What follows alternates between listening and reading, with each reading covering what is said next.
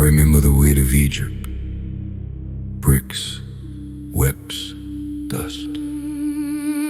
The cry of a people who had become a workforce. A pharaoh rose who feared what he could not control. He looked at Israel and saw not neighbors but numbers.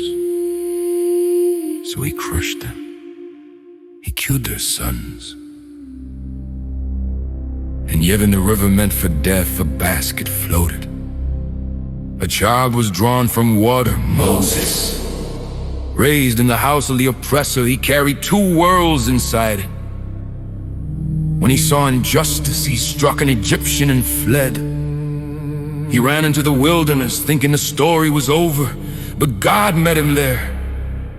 A bush burned and was not consumed, and the voice called his name, Moses. I remember his fear.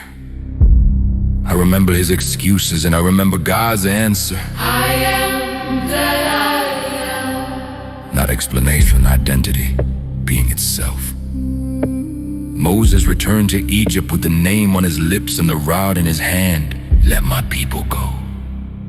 Pharaoh refused, so judgment spoke in layers. Water became blood, frogs, gnats, flies, disease, boils, hail, locusts, darkness. And still Pharaoh's heart hardened. Then came the final night.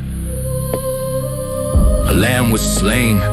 Blood was placed on the doorposts, and the people ate in haste, ready to leave.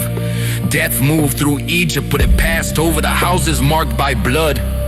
Then Pharaoh broke, and Israel departed. But bondage does not surrender easily. Pharaoh pursued, Israel stood trapped between sea and sword, and God made a way. The sea split, a road opened, and the deep walls of water stood like trembling giants. Israel crossed, Pharaoh followed, and the sea returned. Thus the oppressor fell into what he trusted, and the slave stepped into freedom. In the wilderness, freedom revealed its cost.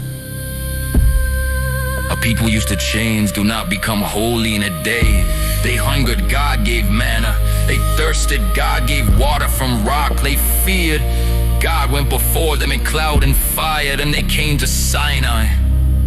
The mountain shook, thunder spoke, smoke rose. Moses climbed and received the law, not to earn salvation, but to shape a redeemed people. Yet even while the mountain burned, they made a calf. They traded the invisible God for something they could touch.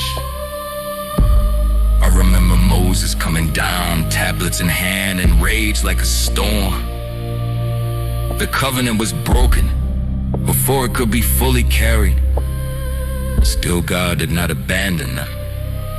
He judged, he forgave, he commanded them onward. Till they wandered, days became years, years became decades. Some fell in the desert because they would not believe. Yet even in judgment, God preserved the promise. At the edge of the land, they looked across the Jordan and saw what had been spoken to Abraham. And I remember the lesson carved into their bones. The wilderness reveals what is inside a man. And God does not lead you there to destroy you, but to make you ready for the inheritance.